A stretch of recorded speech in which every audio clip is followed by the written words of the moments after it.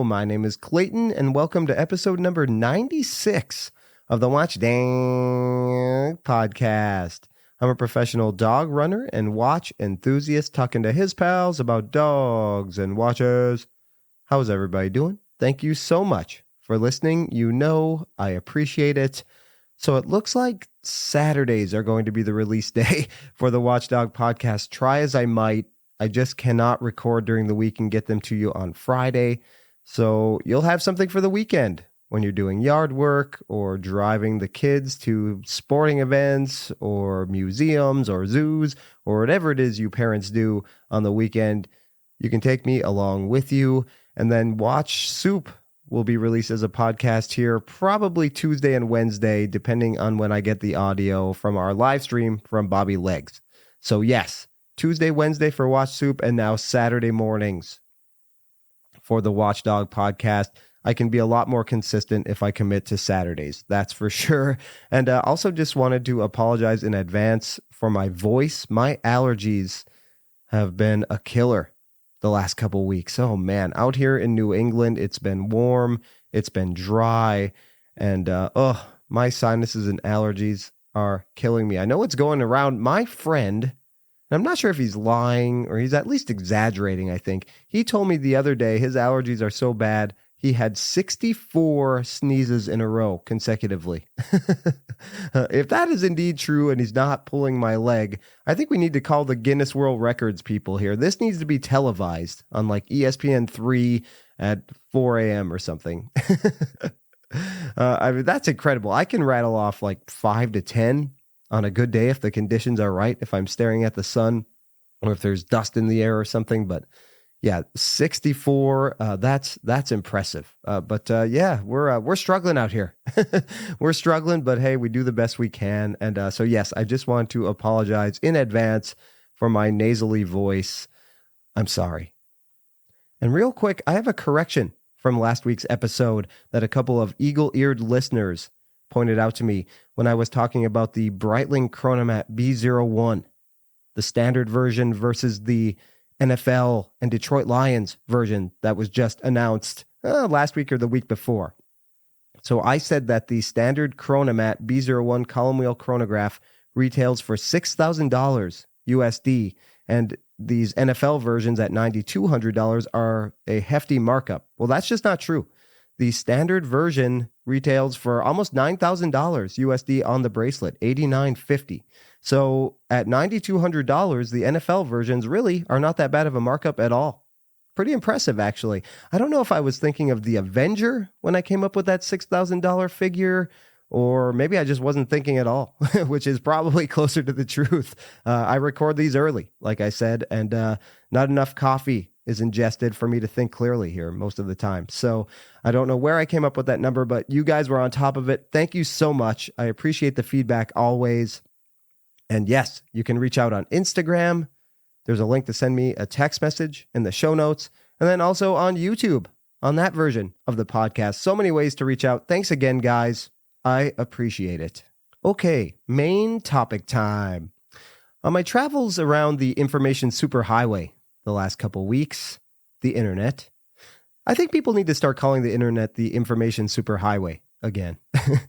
That seems very 90s, and maybe it's because I'm old now, but I don't know. That gives me the warm and fuzzies. Information superhighway. I'm going to try and make that popular again. But anyway, as I've been going around Watch Internet, Discord groups, Facebook groups, certain forums, that kind of thing, Instagram, I've been seeing a lot about pre-order watches. Either watches that were available for pre-order months ago and are finally being delivered to people now, or watches that just went up for pre-order and will be delivered in the next several months. You have the Momentum UDT Anti-Digi that folks started to get delivered to them this week.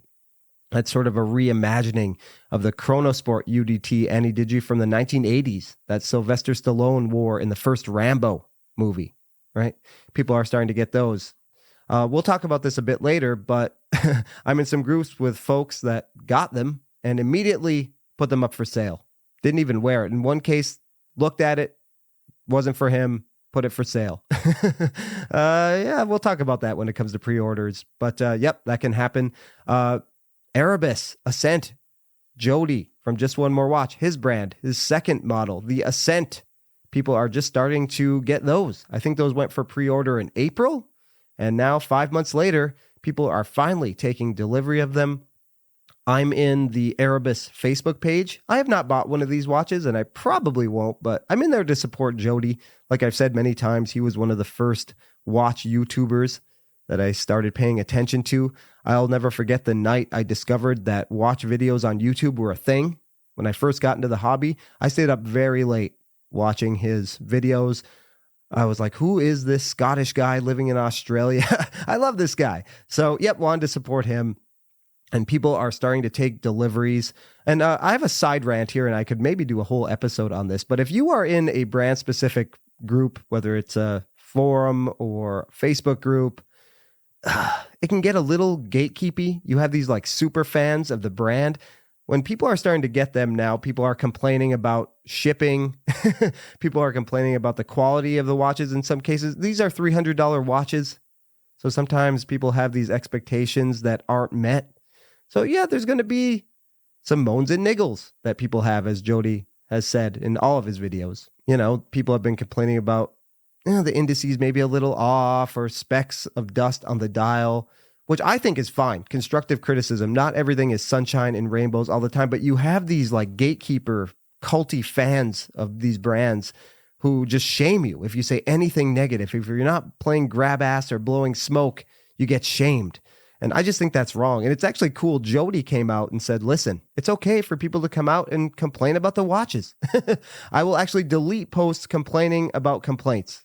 So I think that's awesome when the brand owner and moderators are a little more level-headed than some of the culty fans of the brands. But I also think it's pretty cool that these brands, even if they aren't for me, elicit this type of love and support. I think that's really cool too. Zelos Timekeepers, I've said that about that Facebook group too. Those guys are insufferable. I left that group. I haven't left the Erebus group yet, but I see that maybe on the horizon. But anyway, side rant over. And then we saw Studio Underdog this week release watches for pre-order, the salmon, and then the smoked salmon, which was a very limited edition, definitely inspired by their recent collaboration with Moser, I would say. Those are going to be delivered in the next few months, I think. The Mad One from Max Buser, MBNF. The spinny watch, as my wife calls it. Those were just announced. The raffle took place. I think it ended early in September, late August, early September. I did not enter this raffle because I thought I was probably going to win. My friends speculated that this wasn't really a raffle. You actually had to give your credit card information. If you won, they charged your card. If you lost, they obviously didn't. But I feel like there weren't going to be any losers here. I don't know if demand has softened on these watches. And also, and we'll talk about it here in a little bit, the pre-order time on those just sort of turned me off. That's a novelty watch if there ever was one, right? The Mad One. Not a traditional watch whatsoever. If I was getting it immediately, after a week or two from ordering, I wouldn't be so scared. But delivery time is up till April of 2025. That's a long time for a watch that you're not going to wear every day. This is a slimmer version, but I still think it's a bit hefty. Yeah, that's enough time for me to completely regret this purchase. And I think they're about $4,000, and you have VAT and all of that. So yeah, the conundrum of the pre-order, we're going to get into all of that. The Bel Canto is another one. That is high horology for not high horology prices. It's a chiming watch, hourly chime. You can't get that south of $10,000 from anybody but Christopher Ward. But there's a wait time. I just checked this morning. If I wanted to buy a Bel Canto, I'm expected to get it by January of 2025. We're going to revisit all of this. So there's a range of emotions, I feel like. I've done some pre-orders. I did one Kickstarter watch, and I will never do that again. It was for the Dorenzo D03, I believe. It was right during the pandemic, right when the pandemic started. My friend and I ordered together, and it was exciting, and then I forgot about it. There were updates once in a while to remind me, but you just kind of forget about these things. And then when I got the watch, I was just like, oh yeah, I remember this. I didn't love it. It actually had a horrible QC issue. The loom was very weak, non-existent. Reached out to the owner of the brand. He acknowledged it, but didn't offer to make it right in any way. Yeah, so never doing a Kickstarter watch. I've seen other people get kind of burned by campaigns that never take off the ground. And they kind of just, I think, at a certain point, keep the money. But yeah, so never doing that again. And then I've had watches kind of bespoke made for me. The Weiss Ultralight. Now, this was already, I think there were 50 pieces announced, but they were made by order. So I kind of felt like he was making my watch and my watch only, even though that's not entirely true, I'm sure. But that was a really cool feeling. I waited like 7 weeks for that. That was awesome because I felt like he is currently making my individual watch, and it's going to be a little different than the others. But I thought that was a neat experience. But overall, the pre-order, I don't know. I think there's a range of emotions that we experience while we're waiting for a watch. I am currently in the pre-order process of a watch. It's a top secret release. It has not been announced, so I'm not going to tell you what it is. But I think we did the pre-order. It was open for a week in early June. So we're approaching 4 months now. So I want to take you through my range of emotions. And I think the range of emotions a lot of us experience and feel when it comes to pre-ordering a watch. Now, the first one is there's excitement, right? Maybe it's a limited edition. There's only going to be a certain amount of these. So we feel this exclusivity, like we have to get in. Then there's also the fear of missing out. Maybe only 300 are going to be released, or maybe we only have 8 hours. Like Studio Underdog does that. They'll give you a certain amount of time, like 9 or 10 hours, whatever it might be. If you order within that frame, you get a watch. But once that's out, he's not going to make any more. That's it. I think that was with the Salmon. You had 9 hours. If you wanted one in that time frame, you place the order, you're getting one.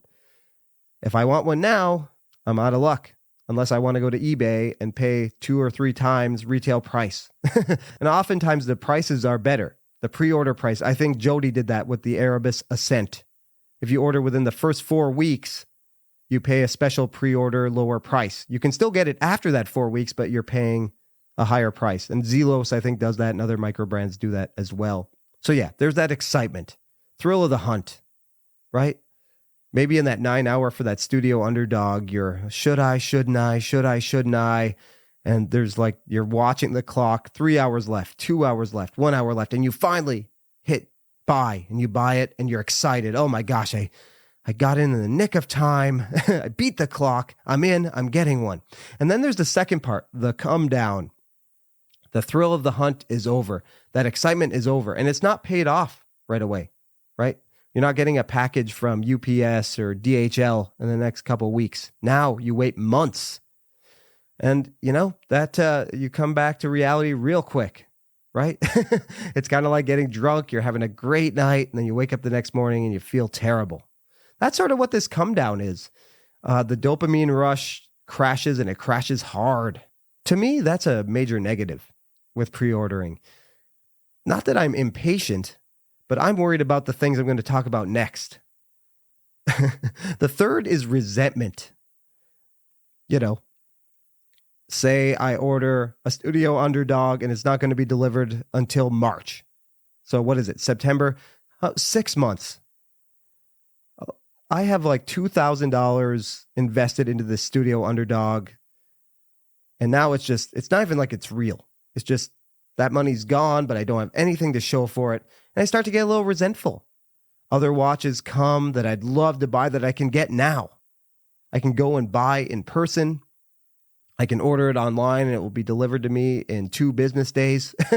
But no, I can't buy it because my money's tied up in that stupid Studio Underdog that I have to wait 6 months for. I'm just using them as an example. I'm not calling Studio Underdog stupid in any way. Novelty watches, more novelty watches, right? If anything, I forgot to mention them. They are novelty watches, my goodness. And then resentment can come in another form. And I've seen this with the Bel Canto. They keep releasing new editions while they're trying to fulfill previous orders. Andrew Morgan did a special red version of the Bel Canto. And on advertisements for that, I saw people kind of pissed off Like, man, I've been waiting months for mine, and yet here you are releasing new editions. Why don't you focus on the orders you've already taken and get those done before you announce new editions? So that kind of resentment can happen too, right? My watch is overdue, and yet they are announcing and marketing and taking money for new editions. Come on, man, what gives? Focus on mine before you do that. So that resentment can happen. I've seen that happen a few times with a few different brands. And then there's sort of the long distance romance aspect. You know what it is when you fall in love. I think a lot of us have had long distance relationships, maybe when we were younger in college. You know, maybe we have a high school sweetheart and we decide to go to different colleges. And so, at first we're on the phone all the time. I love you. I love you. And then slowly, as we meet new people and we start our new lives at our respective colleges, we drift apart. Maybe there's a cute girl in your psychology class and you study with her. Same happens with your girlfriend at a different college. We start to drift apart. And that can happen with the pre-order, I feel. I'm in this phase right now with the watch I pre-ordered. It doesn't even seem real anymore. At first I was, thinking about it, looking up similar versions of the watch on YouTube, watching videos about it. Now I've kind of moved on. Like, oh yeah, I have that coming. But I don't think about it much anymore. I barely check in on it. Haven't really gotten any updates either. So we've just sort of drifted apart. Not saying I'll sell it when I get it, but yeah, we've kind of drifted away. And that happens with the pre-order. We just forget about it. And then the fifth and final stage of emotions with pre-order watches, renewed excitement. It is delivered. We're coming together to celebrate. In this Erebus group, months and months anticipation of the ascent. But this past week when they were delivered, everybody's excited again. People love the watch. Like I said, some people are complaining. We have them. We have something tangible. That wait is over. But sometimes it can go wrong. Like I talked about with the Momentum UDT. People open the box. They get it. Oh, this isn't what I thought it was. Or I've already moved on. And sometimes people sell them before they even get them. They have moved on so much, or maybe something came up non-watch related they need the money for. They sell them before they even have them. And again, flippers buy them too and sell them for ridiculous prices. But like a long distance relationship, say you and your girlfriend tough it out through that first year of college, and then you both go home for the summer and you're back together, and it's just not the same, right? The magic just isn't there that you had your senior year of high school. It's over. That can happen with the pre-order, right? You know what? The pictures looked great. The excitement, the collective excitement of the very limited exclusive number of people who bought this watch, that was awesome. But now that I have it, there's just no thrill. The thrill is gone. The thrill of the hunt is over. So we move on. Now, big brands, I've talked mostly about micro brands, but big brands do this too. I wouldn't necessarily call it a pre-order, but Omega does this, right? The white Speedmaster was announced earlier this year. And yeah, they took a pre-order and it took a few months for people to get them. Omega's weird. They'll announce watches. I remember that Aquaterra, the different colored Aquaterras that sort of resembled the multicolored OP dials. Those were announced at Watches and Wonders 1 year. And then I think they were actually available to buy like 1 year later exactly, right? Those summer versions of the SMP and Aquaterra and the Plo Prof, those were announced and then they weren't available to buy for several months. So Omega's kind of weird with the pre-order thing. But with big brands, I think when we're spending that much money, we love Omega, so we're willing to wait. We know our opinions aren't going to change too much. And the same with Rolex. The confounding wait list. We have no idea how it works. But I think we're willing to wait for that because the allure of Rolex, whatever the allure might be for you, either the watches, you love the watches, you love the brand, you love what that signifies. It says something about you that you really like, or you just like, it's a badge of honor. You're like entering a secret club to get the call from the AD. Nobody likes Rolex until they get the call. Everybody's resentful. I remember feeling that way. I'm done. I'm done with this brand. They don't want my money. I'll give it to someone else. And then I got the call and, oh yeah, I love Rolex. So that happened. So I think with like bigger brands like Omega and Rolex, it's different than sort of with these micro brands. There's so many releases too. Tastes change. I mean, I might love the Mad 1 right now, but if I have to wait until April, I can see me moving way on from that thing and just resentful, done with it. All those emotions, like I talked about, it's over. The love affair is over. I could see myself selling that even before it comes. And now I think the band has softened and you're probably going to lose money even if it's unworn. You have to sell it privately. And I'm not sure the market, even if you're selling it privately anymore. I think the flippers have moved on from that watch even. But yeah, how do you feel about pre-orders? Can you identify with this range of emotions that I've talked about? I stay away from it for the most part. This one that I have is a special watch. It's not an expensive watch per se, but it's marketed to a very small group of people that I'm lucky enough to be in, and I went for it.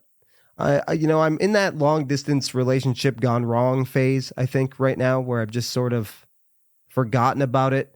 I'm hoping that excitement of it being delivered and the collective excitement of the group of people that got it will get me energized. And I think I'll enjoy wearing it very, very much. It's right up my street in terms of the type of watch it is. So I'm excited about that. But right now I'm in the sort of long distance romance. I'm seeing other people is what I'm doing right now. But I hope this episode made sense. I'm not sure if it did at all. But yeah, let me know. How do you feel about pre-orders? Are you willing to wait for months? And it's not that we're impatient. I need a watch and I need it now. It's more the fear of just moving on to other things, I think, that keeps me away from pre-orders in general. You know, the Studio Underdog is cool right now. I like salmon. And I think the sort of, salmon skin look is pretty cool. But I don't know. If I have to wait 3 months, I'm afraid I wouldn't like it. If I was going to get it next Tuesday and I ordered it, yeah, I'd be more open to it. But if I have to wait a few months, I may have moved on big time. And that's just not a gamble I'm willing to take anymore. I'm just getting more selective about watches in general. The more careful I am about my purchases, newsflash, the more likely I am to keep them and not sell and lose a bunch of money. And that's what I'm trying to do these days in the hobby. Again, please feel free to like, subscribe wherever you can. Leave a 5-star review. Really want people to find the podcast. Let me know what you don't like also. I just want to hear from you. I'm lonely. I work with dogs all day. They just bark and slobber on me. I have lost it, so I'm going to end here. Thanks again, guys and gals. Thank you for listening. I really, really appreciate it.